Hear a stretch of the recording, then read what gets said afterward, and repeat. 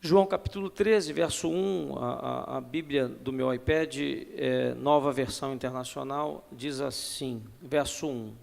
Um pouco antes da festa da Páscoa, sabendo Jesus que havia chegado o tempo em que deixaria este mundo e iria para o Pai, tendo amado os seus que estavam no mundo, amou-os até o fim. Estava sendo servido o jantar, e o diabo já havia induzido Judas Iscariotes, filho de Simão, a trair Jesus. Jesus sabia que o Pai havia colocado todas as coisas debaixo do seu poder, e que viera de Deus e estava voltando para Deus. Assim levantou-se da mesa, tirou sua capa e colocou uma toalha em volta da cintura. Depois disso, derramou água numa bacia e começou a lavar os pés dos seus discípulos, enxugando-os com a toalha que estava em sua cintura. Chegou-se a Simão Pedro, que lhes disse: Senhor, vai lavar os meus pés? E respondeu Jesus: Você não compreende agora o que estou lhe fazendo? Mais tarde, porém, entenderá. E disse Pedro: Não, nunca lavarás os meus pés. E Jesus respondeu: Se eu não os lavar, você não terá parte comigo. E respondeu Simão Pedro: Então, Senhor, não apenas os meus pés, mas também as minhas mãos e a minha cabeça. E respondeu Jesus: Quem já se banhou precisa apenas lavar os pés. Todo o seu corpo já está limpo. Vocês estão limpos, mas nem todos. Pois ele sabia quem iria traí-lo, e por isso disse que nem todos estavam limpos. Quando terminou de lavar-lhe os pés, Jesus tornou a vestir sua capa e voltou ao seu lugar. Então lhes perguntou: Vocês entendem o que lhes fiz? Vocês me chamam de mestre e senhor, e com razão, pois eu sou. Pois bem, se eu, sendo senhor e mestre de vocês, lavei-lhe os pés, vocês também devem lavar os pés uns dos outros. Eu lhes dei o exemplo para que vocês façam como lhes fiz. Digo-lhes verdadeiramente que nenhum escravo é maior do que o seu senhor, como também nenhum mensageiro é maior do que aquele que o enviou. Agora que vocês sabem estas coisas, felizes serão se as praticarem. Eu quero só repetir essa última frase. Agora que vocês sabem estas coisas, felizes serão se as praticarem. Oremos ao Senhor. Deus, nós te agradecemos por tudo aquilo que o Senhor já fez aqui nesta noite, Pai, e te pedimos que em nome de Jesus, Pai, o teu mover, a tua vontade, aquilo que o Senhor quer falar com o seu povo, Pai, com a sua igreja, seja comunicado à tua igreja em nome de Jesus, que seja uma noite de confirmação da tua vontade, que haja transformação, que haja cura, que haja restauração, Pai amado Deus, de caráter. Este é o nosso pedido, em nome de Jesus, amém e amém. Pode se assentar.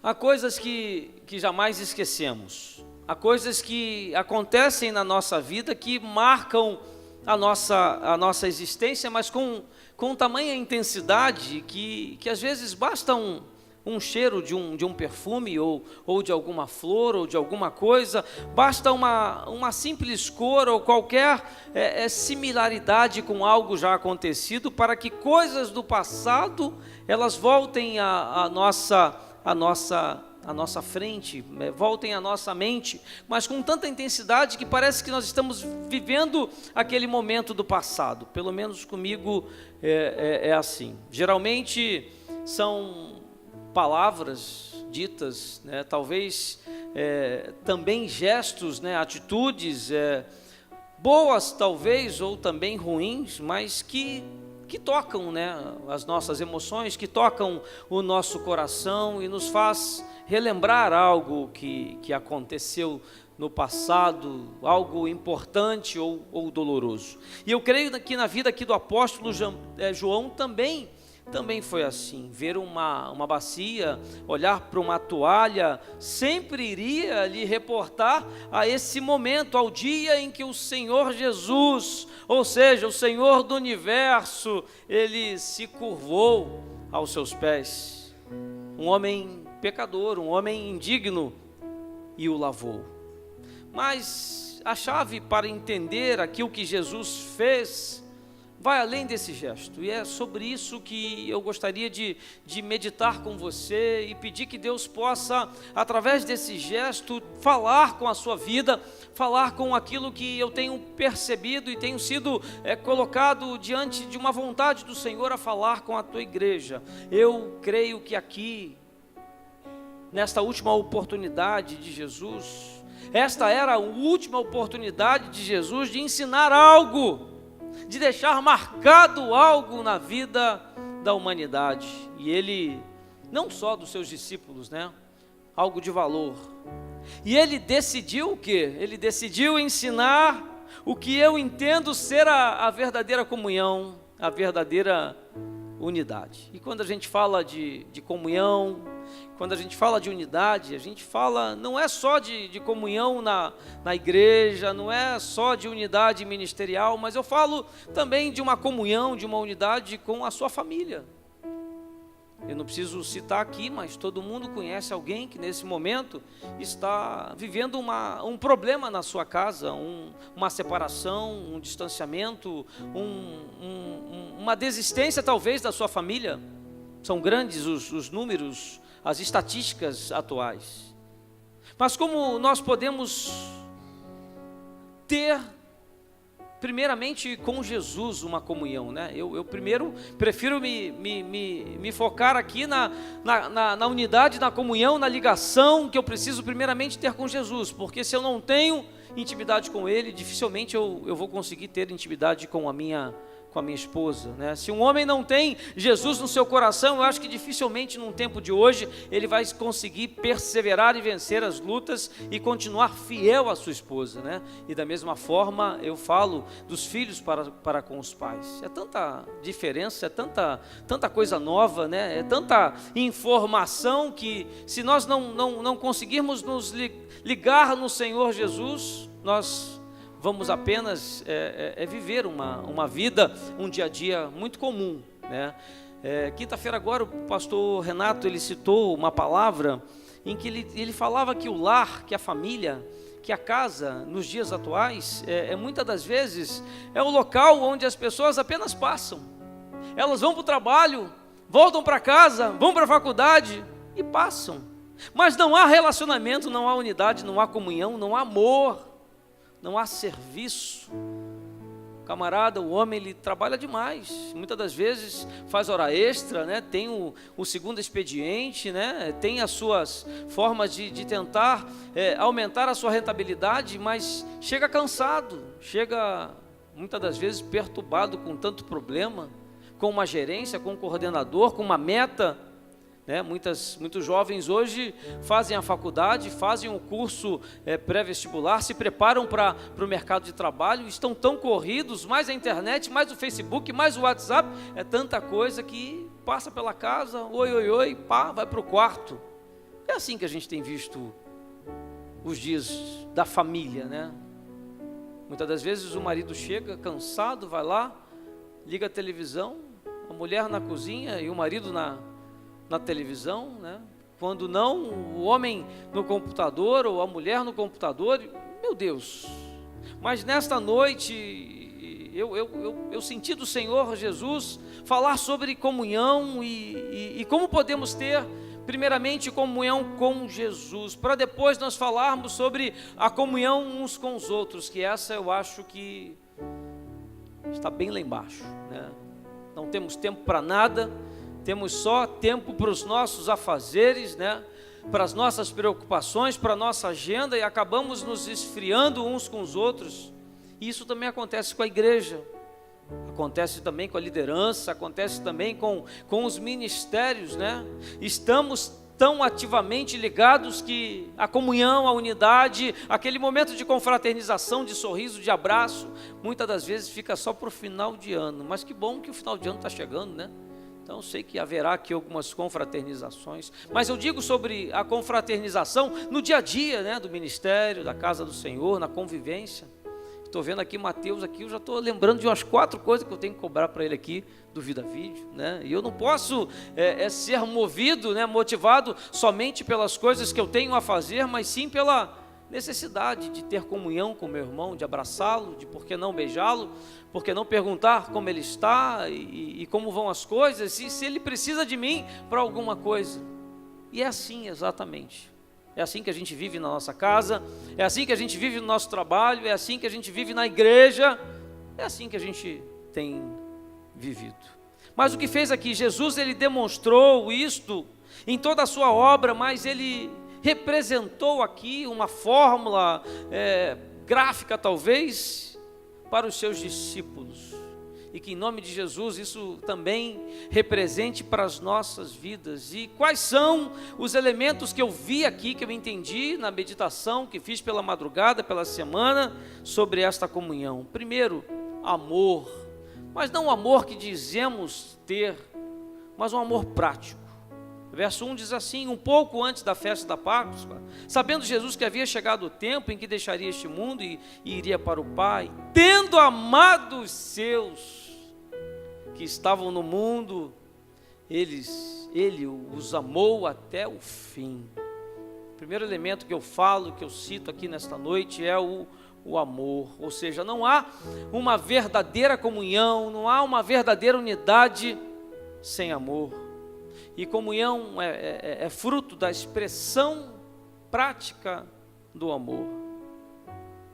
Se hoje nós podemos ter comunhão com Deus Todo-Poderoso, sentir o Teu Espírito Santo, se hoje podemos ter as nossas orações ouvidas por Ele e transmitida a outras pessoas, se nós podemos hoje ter as nossas vidas transformadas, a nossa família na casa do Senhor, é porque Jesus, Ele nos amou, Jesus Cristo. Ele não só nos amou em palavras, mas de uma maneira muito prática, muito eficiente. Eu acho que isso falta, e falta muito a nós no dia de hoje.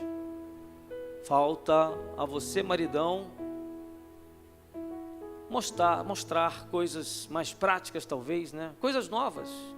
Eu não digo aqui o homem ser romântico, porque isso para o homem talvez seja um pouco difícil para alguns. Eu não tenho nenhum problema em dizer que eu sou romântico, mas ser romântico é pegar o telefone durante o dia e ligar para sua esposa e perguntar: ei, benzinho, como é que você está? Está tudo certo? Está tudo bem? Está precisando de alguma coisa? Você não quer passar no mercado, está cansado do trabalho, mas pegar o telefone e ligar para ela e dizer: precisa que eu vá no mercado? Torcendo para ela dizer que não, mas liga. Se ela disser que precisa, não, hoje não vai dar, peguei engarrafamento, estou cansado. Conta uma história, mas vai no dia seguinte. É a esposa também, está o maridão lá trabalhando, ralando, né? Chegar depois do almoço, início da tarde, chegou em casa, vou ligar para ele para ver se ele quer um prato especial hoje. Faz parte. O filhão chegar para o pai e perguntar assim: pai, quer que eu lave o seu carro hoje? Um amor, uma forma de mostrar um amor prático. Um dia desses eu estava fazendo um gabinete, a filha de um irmão ligou, e disse assim: pai, hoje quem vai fazer o jantar sou eu. Ele pegou o telefone e falou assim: vou comer ovo frito torrado, arroz duro, mas eu vou comer, porque o amor que a filha dele demonstrou a ele vai fazê-lo superar aquela dificuldade dela fazer aquele jantar. E é isso que Deus tocou no meu coração a falar nesta noite. O amor de Jesus o fez deixar o seu céu, morrer por mim e por você na cruz, se fez debruçar e lavar cada ferida de nossa alma. Isso é o que diz a palavra de Deus. E os nossos pés. Esse mesmo Jesus Cristo, Ele está aqui hoje, o Teu Espírito Santo, tratando das nossas dores, das nossas dificuldades, dos nossos pecados, dos nossos erros cometidos. E muitas das vezes estamos tão preocupados com outras coisas que esquecemos disso. Viemos à igreja apenas por uma questão de agenda, né? Hoje é domingo, é dia de estar na casa do Senhor. mas Deus quer te fazer lembrar do amor dEle, do cuidado dEle, daquilo que Ele fez conosco. E é por isso que Jesus, Ele aqui afirma a Pedro, que se ele não estivesse disposto a aceitar o seu amor prático de lavar os seus pés, ele não poderia ter parte com ele. Será que nós temos parte com Jesus? Será que realmente temos parte com o Senhor nosso Deus, ou estamos aqui apenas pelos nossos interesses, pelos nossos pedidos, pelos nossos sonhos, pelos nossos projetos? Será que viemos aqui à casa do Senhor nesta noite buscar as nossas bênçãos apenas, ou viemos aqui ouvir uma palavra daquele que quer nos mudar para uma melhor? Amor prático é trabalhoso, amor prático é sacrificial, amor prático é doação, amor prático é serviço revestido de afeto. Não é muito mais do que cumprir a sua masculinidade de proteção à sua esposa e aos seus filhos, é muito mais do que arrumar a sua casa para que esteja tudo cheirosinho, arrumadinho diante das visitas que vão chegar. É muito mais do que isso. Amor é cuidar, é se envolver, é se preocupar, é se doar, é fazer muito mais do que nós temos feito. Eu pesquisando sobre alguns fatos, algumas atitudes de pessoas, sobre abençoar e cuidar com amor de outras, eu descobri um engenheiro da NASA que ele se tornou especialista em prótese para fazer as pernas do seu filho deficiente.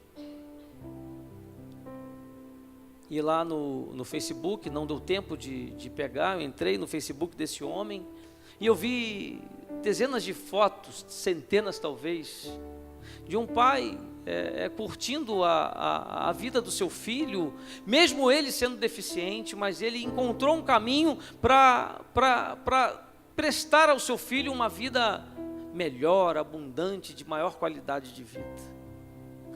E eu creio que a comunhão da casa, ela depende desse tipo de amor, de dedicação.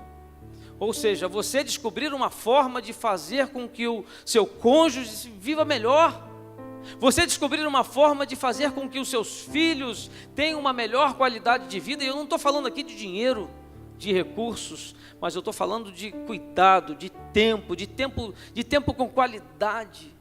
E aí eu vou aqui te fazer uma perguntinha, né? Você pai, você mãe, quanto tempo você não senta à mesa com o seu filho e bate aquele papo de horas com ele? Horas?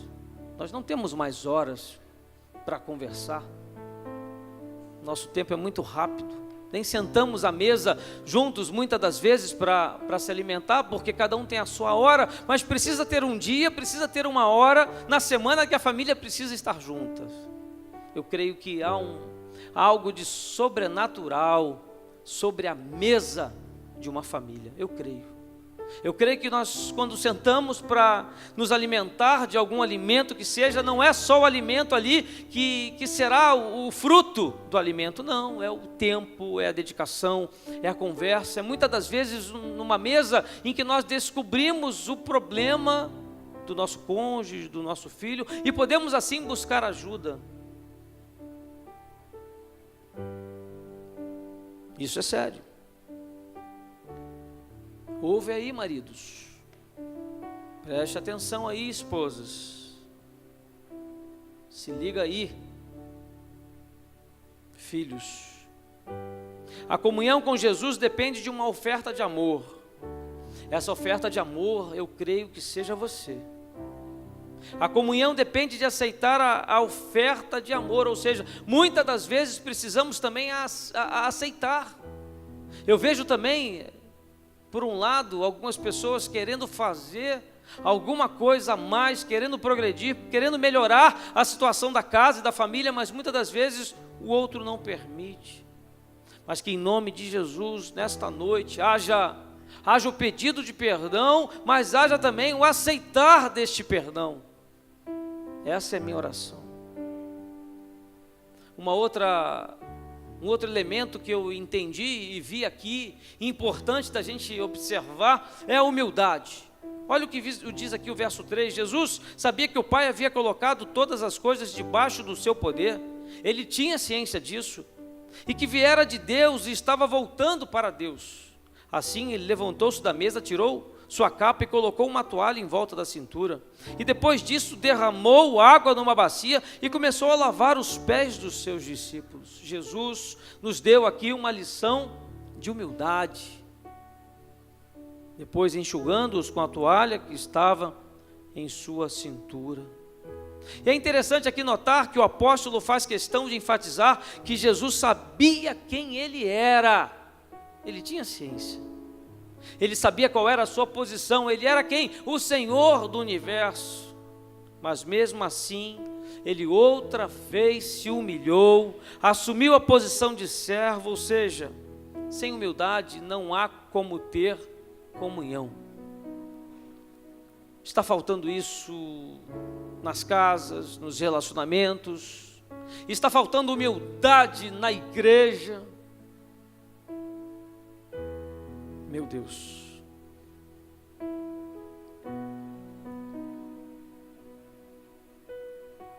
se desejamos defender a nossa posição, se desejamos defender a nossa autoridade, a nossa função, nós nunca viveremos em comunhão. Se não nos humilharmos debaixo da potente mão do Senhor, né? Só o Senhor nosso Deus para nos quebrar a ponto de nos humilharmos, nós não teremos comunhão com Ele. Não é o seu dinheiro, não é a sua empresa, não é o seu poder, não é o seu cargo, não é a sua função, mas o que Deus quer falar conosco nesta noite é exatamente isso. Precisamos nos humilhar, ou seja, para que assim haja uma verdadeira comunhão com Ele. Mas pastor, o que é se humilhar diante de Deus? Começamos aqui na igreja, começamos hoje, começamos quando nós oramos e quando os louvores aqui foram entoados a Deus. Aqui é um começo, aqui nós choramos, aqui nós abrimos a nossa boca, aqui nós nos derramamos. Mas quando nós saímos daqui e quando vamos enfrentar as nossas lutas, aí sim é que nós vamos começar a perceber se nós temos comunhão com Ele ou não. Diante de uma oferta que nos surge, nós nos lembrarmos de quem nós somos e recusarmos, por maior que seja, não sairmos da presença do Senhor.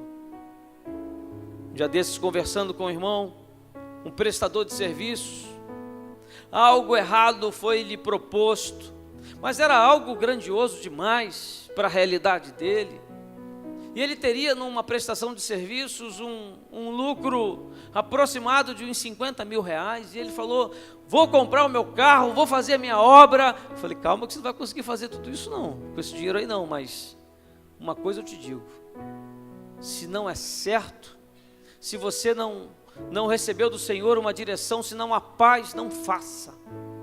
Havia erros ali.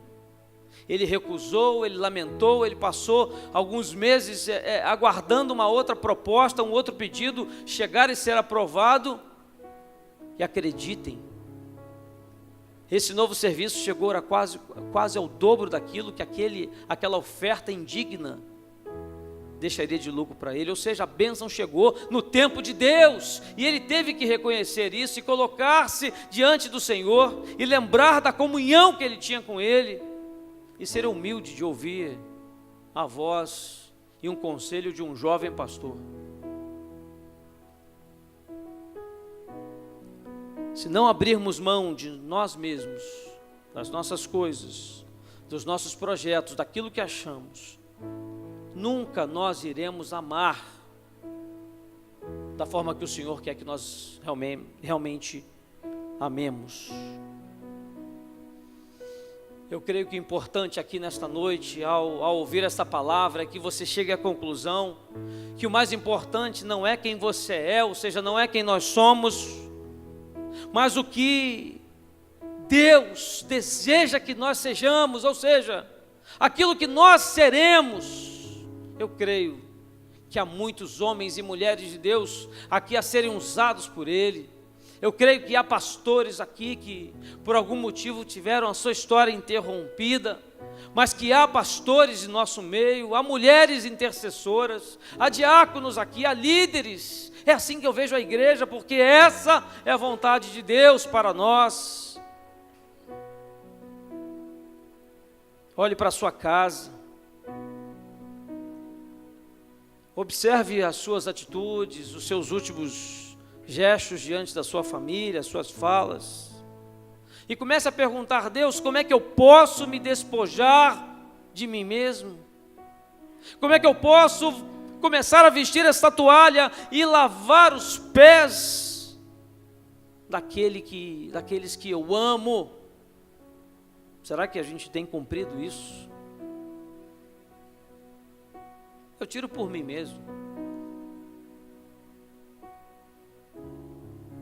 Também é difícil para mim, em alguns momentos, reconhecer as minhas falhas e melhorar, avançar no meu casamento, no meu cuidado com a minha esposa. É difícil também, para o pastor também.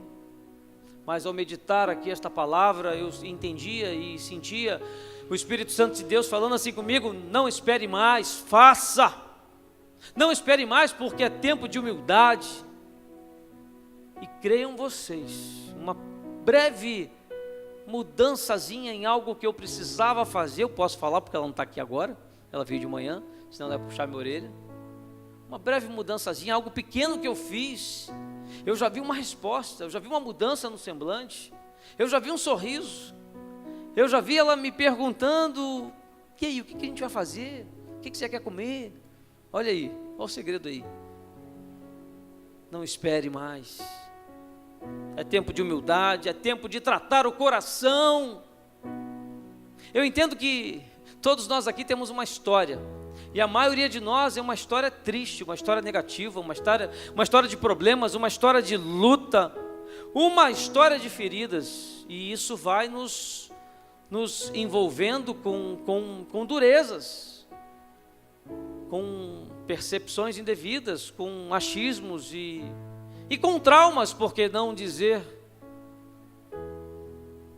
Mas eu conheço um Jesus Cristo, que Ele quer espalhar entre nós, na nossa casa, em nosso meio, este amor que reveste de simplicidade e de humildade. Basta isso, você não precisa ser muito além do que você é, não. Basta ser simples, basta ser humilde, basta ser amoroso. O amor que se reveste de arrogância, né? E isso é real, acontece. Esse amor, ele sempre será rejeitado, não tem jeito. Nós temos um amor, nós dizemos que amamos, nós cuidamos da nossa casa, estamos lá fazendo os nossos afazeres, mas estamos arrogantes. Essa é a verdade. Mas o amor que se reveste de humildade, este amor, ele é poderoso para quebrar corações endurecidos. Um amor revestido de humildade. Se você saiu da sua casa hoje falando grosso, falando brabo, experimenta chegar em casa falando mansinho. Baixa a bola. Meu amorzinho. Experimenta.